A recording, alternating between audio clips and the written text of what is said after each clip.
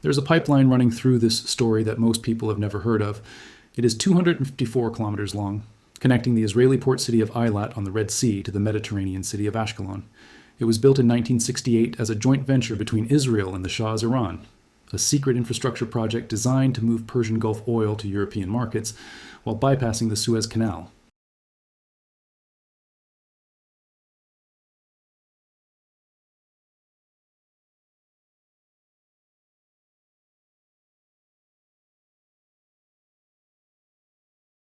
After the Islamic Revolution of 1979, Iran lost its 50% stake.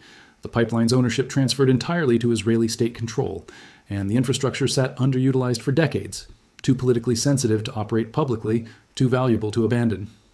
In August 2020, the Abraham Accords normalized relations between Israel and the United Arab Emirates. In October 2020, barely 6 weeks later, a consortium of UAE companies signed a memorandum of understanding with the Israeli state company to use that pipeline. Emirati oil would arrive at Eilat on the Red Sea. It would be pumped through Israeli territory to Ashkelon on the Mediterranean.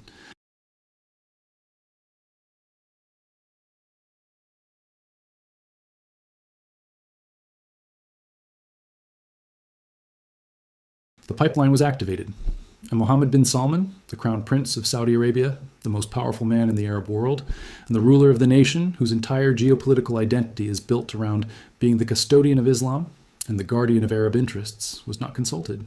MBZ crossed a line.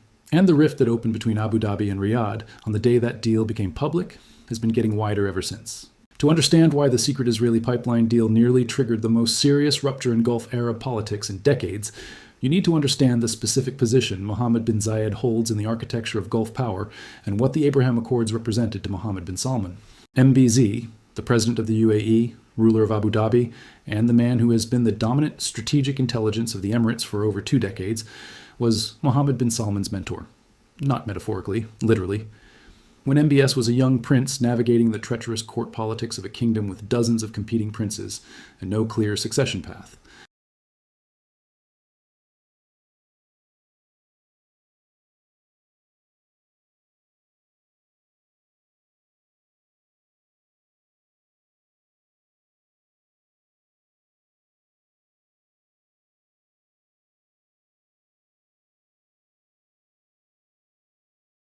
The student looked at the teacher, and then the teacher signed the Abraham Accords, without Saudi Arabia, without asking Saudi Arabia, without giving Saudi Arabia the diplomatic cover that MBS would have needed to explain to his own religious establishment and his own public why the UAE's normalization with Israel was anything other than an abandonment of the Palestinian cause that Saudi Arabia's legitimacy as custodian of the 2 holy mosques required it to defend. MBS was not opposed to normalization with Israel in principle. The back-channel intelligence cooperation between Riyadh and Jerusalem had been running for years. What he could not accept was being presented with a fait accompli by the country whose leader he had treated as a guide. MBZ signed the deal. MBS was left to explain the inexplicable. The Eilat-Ashkelon pipeline deal is the specific transaction that converted a diplomatic disagreement into a structural threat to Saudi Arabia's economic interests. Here is why the pipeline matters so much to Riyadh. Saudi Arabia's primary alternative export route for oil that avoids Hormuz is the East-West Pipeline, a full 200-kilometer pipeline running from the Abqaiq oil processing center on the Gulf Coast to the port of Yanbu on the Red Sea. In the 2026 Iran war crisis, with Hormuz disrupted, Saudi Arabia ramped up its East-West pipeline throughput and offered approximately 5 million barrels per day of export capacity as an alternative route. The pipeline has a maximum capacity of 7 million barrels per day. Saudi Arabia's position as the supplier that could partially mitigate the Hormuz disruption was a source of enormous geopolitical leverage, with every buyer of Gulf crude now dependent on Saudi willingness to route oil through Yanbu rather than through the closed strait.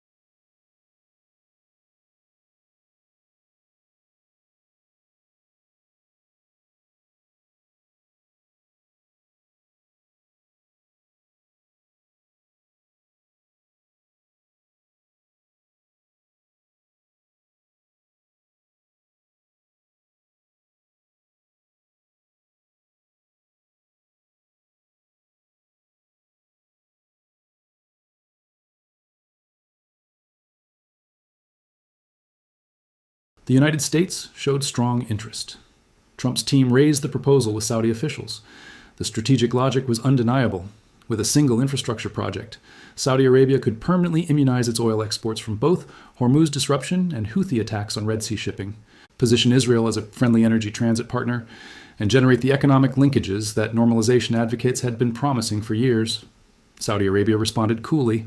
A source familiar with the discussions told INET News that the plan was discussed during Trump's first term, and had it been accepted, Iran would have no ability today to harm the global energy market. Saudi Arabia did not accept it. Not in the first Trump term, not in this one. And the reason is not strategic miscalculation. It is that accepting the Israel pipeline connection would be a public acknowledgement that the normalization architecture MBZ signed without MBS's blessing was something Saudi Arabia itself was willing to ratify. MBS is not giving MBZ that vindication. The Saudi strategic influence campaign against the UAE that erupted in early 2026 is the public expression of the rift that the Eilat-Ashkelon deal and the Abraham Accords had been building for 5 years. In January 2026, Saudi newspaper articles described the UAE in language that had no precedent in the modern history of Gulf Arab solidarity. Israeli Trojan horse. Betrayal of God, his messenger, and the entire nation. An Israeli project wearing an Arab cloak. These phrases were not published in fringe Saudi publications. They appeared in Al Jazeera, one of Saudi Arabia's established newspapers, and in commentary by Saudi writers and political researchers who did not publish such things by accident in a kingdom where the press does not operate independently of the palace's awareness. The Jerusalem Center for Foreign Affairs documented the campaign carefully and described it as a Saudi strategic influence operation designed to burn the legitimacy of a state that chose the Abraham Accords. The goal, in the center's analysis, was to make the UAE's choice to normalize with Israel politically costly, to demonstrate to other Arab and Muslim countries that the price of the Abraham Accords framework was being labeled a traitor to Islam and to Arab identity. Saudi Arabia was not signing the Abraham Accords itself, and it was making certain that the countries that had signed them understood the cost they had paid by doing so without Saudi blessing. The UAE's response to the Saudi pressure campaign reveals exactly how exposed MBZ's position became after the Abraham Accords' internal contradictions were made undeniable by Israel's behavior during the 2023 to 2025 Gaza war and the 2026 Iran conflict. The UAE ambassador to the United States, Yusuf al-Otaiba, the most sophisticated Emirati diplomat, the man who had been the primary back-channel architect of the Abraham Accords from the Abu Dhabi side, said publicly that the Accords deal was based on a certain time period, and that time period is almost done, and that the UAE has no ability to leverage the decisions that are made outside of the period on which the Abraham Accords was based. An Israeli investigation published by Israel Hayom in February 2026 described the Abraham Accords as being at their greatest crisis since signing. What infuriated the Emirates most, Israeli sources told the paper, were statements by Israeli government ministers Amichai Eliyahu suggesting the possibility of dropping an atomic bomb on Gaza, Finance Minister Smotrich suggesting that Saudi neighbors should continue riding camels. An Emirati official told his Israeli interlocutor, "I do not understand. Your ministers talk about erasing Gaza and taking over the Temple Mount." The diplomat's incomprehension was genuine. The accords had been signed on the understanding that normalization would create moderating Israeli incentives toward Palestinian policy. Instead, Israeli domestic politics moved in precisely the opposite direction. And MBZ, who had staked enormous personal and political capital on the argument that normalization would produce moderation, found himself unable to deliver the Israeli moderation that had justified the risk he took by signing. The moment that crystallized the scale of MBZ's miscalculation, the event that Israel Hayom described as the peak moment, or more precisely the low point, in Israel-UAE relations since the Abraham Accords were signed, was Israel's missile strike on Doha in 2025. Qatar is, by any measure, the UAE's ideological and geopolitical opposite. The UAE views Qatar as a sponsor of the Muslim Brotherhood, the Islamist political movement that MBZ considers the primary existential threat to the UAE's secular governance model. From 2017 to 2020, the UAE joined Saudi Arabia in a total blockade of Qatar, an unprecedented rupture in Gulf Arab solidarity that Qatar survived by deepening its ties with Iran and Turkey, the two regional powers the UAE most fears. MBZ has described Qatar's backing of the Brotherhood as a threat to Emirati national security. The two countries do not trust each other. They compete across every domain. And when Israel struck Doha, when a missile hit the Qatari capital and killed civilians in a Gulf Arab state that had not attacked Israel, MBZ flew the next day to Qatar on a solidarity visit. For the leader of a country that had been in a boycott of Qatar barely 5 years earlier, the solidarity visit was not diplomacy. It was a message. The message was that whatever differences Abu Dhabi and Doha have, being bombed by Israel by a government that Abu Dhabi had normalized with and publicly defended is a category of event that supersedes those differences. MBZ was telling Israel, in the clearest diplomatic language available, that the Abraham Accords had a threshold, and that threshold had been crossed. The structural rivalry between Saudi Arabia and the UAE, that the Abraham Accords deepened, and that the Israel pipeline deal converted from diplomatic tension into strategic competition, runs on 3 parallel tracks simultaneously. The first is economic. Both countries are competing to attract the multinational company headquarters, the global financial capital, the tourism, the technology investment, and the logistics infrastructure that determine which Gulf city becomes the region's dominant hub in the post-oil future. The UAE was 2 decades ahead of Saudi Arabia in this competition when MBS launched Vision 2030, and MBS has been spending the decades since with the explicit goal of closing that gap. The CSIS analysis published in March 2026 described the competition as an awful lot in common combined with antagonism rooted in commercial competition, personal rivalry, and ideology that may have reached a crisis point. The second track is religious and political legitimacy. Saudi Arabia's claim to leadership of the Muslim world rests on its custody of Mecca and Medina and its role as the defender of Islamic political values, a role that normalization with Israel directly complicates. The UAE's secular governance model, which MBZ has explicitly presented as an alternative to Saudi Islamist conservatism and a moderating influence on the region's religious politics, is directly challenged by Saudi Arabia positioning the Abraham Accords as a religious betrayal. The third track is the succession and mentorship dynamic. MBZ shaped MBS. MBS has now outgrown the template, and the student who no longer needs the teacher has every incentive to ensure the teacher's most significant strategic initiative, the Abraham Accords framework, is publicly discredited rather than vindicated. The Iran War and the Hormuz crisis delivered the final test of whether the Abraham Accords architecture, the normalization framework that MBZ built and that MBS refused to join, could survive contact with the actual conflict that both the UAE and Saudi Arabia had feared and had built their security arrangements around. Iran struck the UAE. Iranian missiles and drones targeted Emirati infrastructure, Emirati oil facilities, and Emirati territory as part of the 1-5-11 strike campaign against Gulf states during the war. The UAE, which had normalized with Israel, which was quietly allowing Israeli aircraft overflight rights, which had shared intelligence with Israeli services, was targeted by the country that the Abraham Accords framework was supposed to help contain. The logic of MBZ's bet had always been that normalization with Israel created a security architecture that would deter Iranian aggression. Iranian missiles striking Emirati territory was the empirical test of that logic. And while Israel's multi-layered air defense systems intercepted the majority of incoming threats, the mere fact of Iranian missiles in Emirati skies, the fact is that normalization with Israel had not deterred Iran but may have made the UAE a more prominent target, was a political fact. That Saudi Arabia's influence campaign could point to as evidence that MBZ's Abraham Accords gamble had produced precisely the consequences that Saudi Arabia had warned it would produce. The UAE signed with Israel.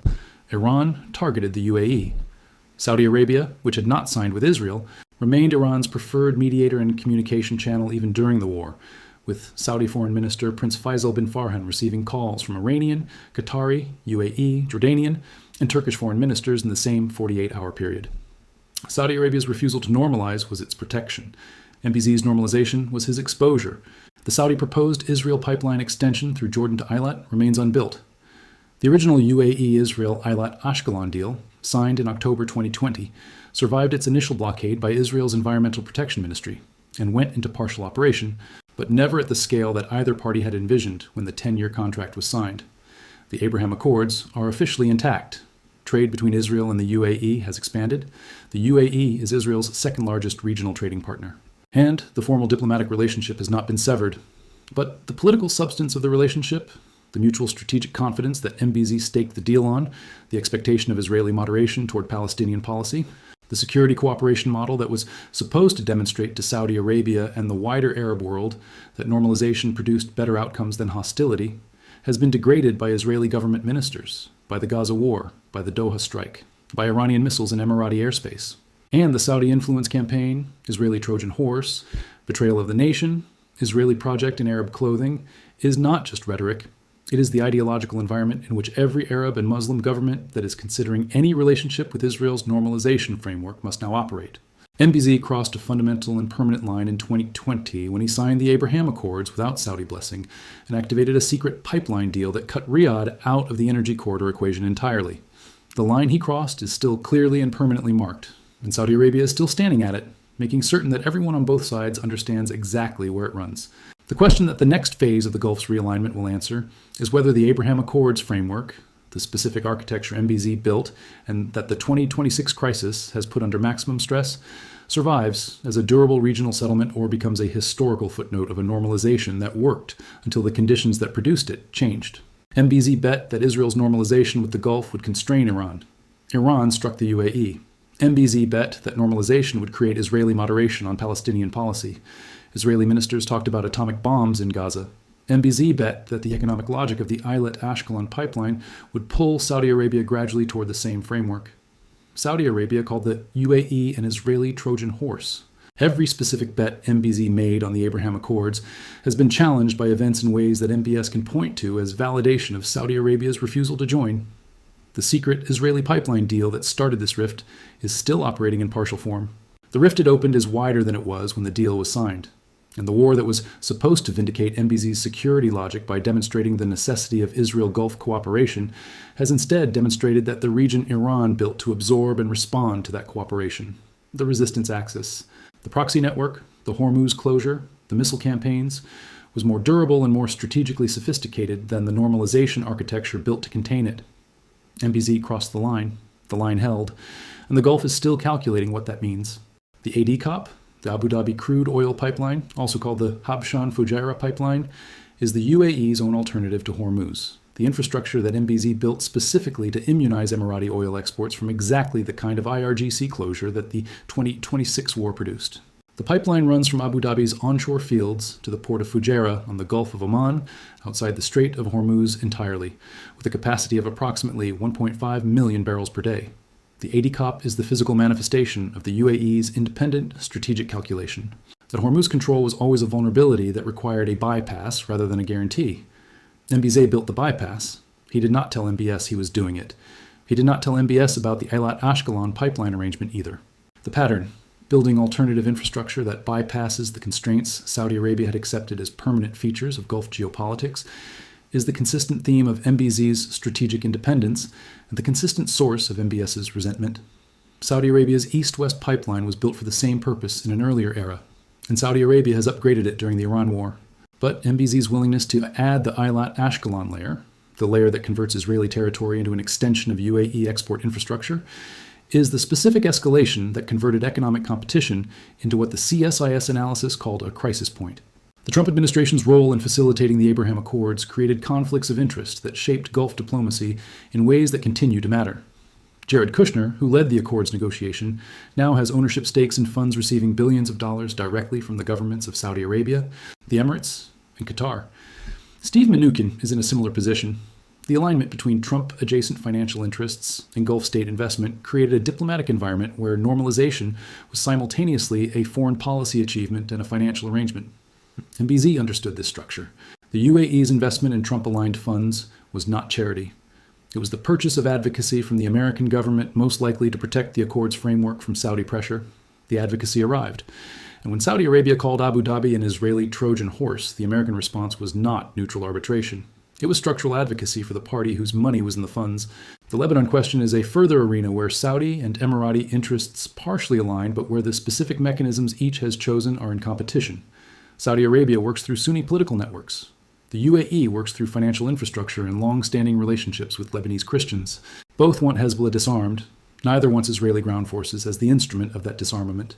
And neither has been transparent with the other about the mechanisms it has deployed, a secrecy that reflects the broader pattern of the relationship, where the shared destination coexists with a competition about who controls the path. The Doha strike, the Israeli missile attack on Qatar that sent MBZ to Doha in solidarity the following day, is the event that has received the least proportionate coverage relative to its strategic significance in the entire war. Qatar's role in this conflict has been profoundly ambiguous. Qatar hosts the American military's Al Udeid Air Base, which has been central to U.S. operations in the Iran War. Qatar also hosts Hamas's political bureau and has been the primary financial and diplomatic patron of Hamas throughout the Gaza conflict. Qatar was simultaneously an American military partner enabling the campaign against Iran, and a state whose government maintained active relationships with the resistance axis that Iran was directing from Tehran. Israel's decision to strike Qatar, to fire missiles at the capital of a country that is simultaneously hosting the American military base from which operations against Iran are being conducted, was the most politically audacious military decision of the entire war. It alienated the UAE, which flew to Qatar in solidarity. It created a diplomatic problem for the United States, which was operating out of Qatar. It handed Saudi Arabia, which had preserved working relationships with both sides throughout the conflict, the argument that military action against Gulf states was the consequence of Israel's security logic rather than its antidote. And it demonstrated to MBZ, with finality, that the Abraham Accords framework did not give the UAE a voice in Israeli targeting decisions, that normalization had not created the mutual strategic consultation that MBZ's security logic required it to produce. The specific phrase that the CSIS analyst used, an awful lot in common combined with antagonism, captures the fundamental paradox of the Saudi-UAE relationship that makes the Abraham Accords rift so difficult to resolve. Both countries want the same future. Both want to be the dominant Gulf hub for investment, technology, and global commerce. Both view Iran as their primary security threat. Both believe Israel should eventually be an integrated part of the regional order. Both are trying to move their economies beyond oil dependence while managing the oil revenues that fund that transition. The competition is between two parties with nearly identical strategic destinations, whose disagreement is about the path, the pace, and who leads. That kind of competition, between siblings rather than strangers, between parties who share every strategic premise and disagree only about who gets credit for executing on it, is uniquely resistant to resolution because it cannot be settled through the normal mechanisms of diplomacy. Diplomacy resolves disagreements between parties with different interests by finding the intersection of those interests. Saudi Arabia and the UAE share nearly all their fundamental strategic interests. What they are competing over is the honor of being the power that shaped the region's future. MBZ shaped it first. MBS's entire strategic ambition is the project of proving that Saudi Arabia, not the UAE, is the indispensable power. The Abraham Accords rift is not a disagreement about Israel. It is a competition about who defines the Arab world's future. And that competition, unlike a pipeline deal, cannot be resolved by a contract.